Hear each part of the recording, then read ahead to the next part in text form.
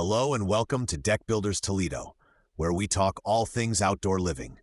I'm your host from Tuff Deck Builders Toledo, and today we're going to tackle a decision that quietly shapes the whole project, whether your deck should be attached to the house or built as a freestanding structure. Let's start with attached decks. This is what most people picture. You open a door and step right out onto your deck. Structurally, that means we are connecting part of the deck frame directly to the house with a ledger board. Done correctly, this creates a strong tie-in and a seamless feel, almost like your living room or kitchen just continues outdoors. But that connection has to be handled carefully.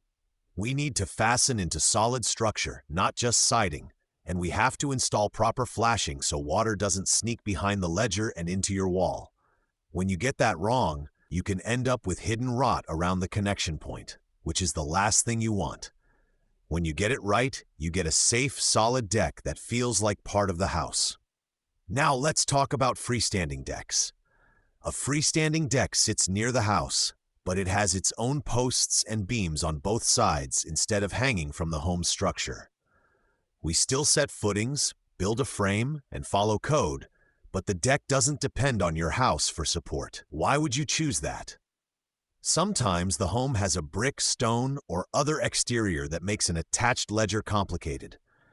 Other times, we're dealing with a walkout basement or uneven grade, and a freestanding design keeps things straightforward and easier to maintain.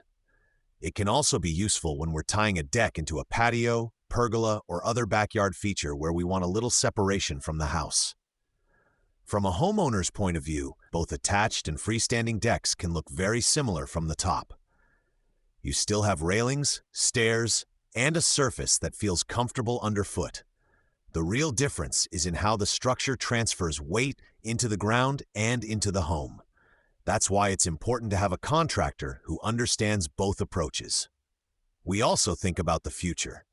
Are you planning to add a covered roof, a pergola, or even an outdoor kitchen later on? Those features add weight and can change how the structure needs to be designed.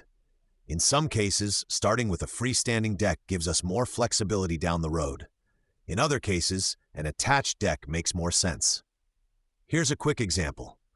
A homeowner in Maumee wanted a large deck that wrapped around a corner of the house and tied into a concrete patio.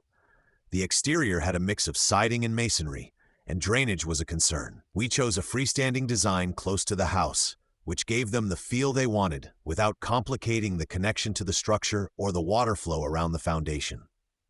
At Tuff Deck Builders Toledo, we look at your house, your soil, your grading, and your long-term plans before we recommend attached or freestanding.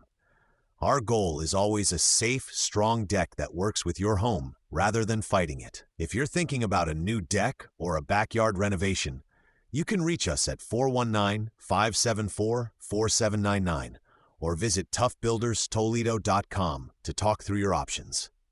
Thanks for tuning in to Deck Builders Toledo. Whether your deck ends up attached, freestanding, or part of a larger system of patios and outdoor features, starting with the right structural approach will pay off every time you step outside.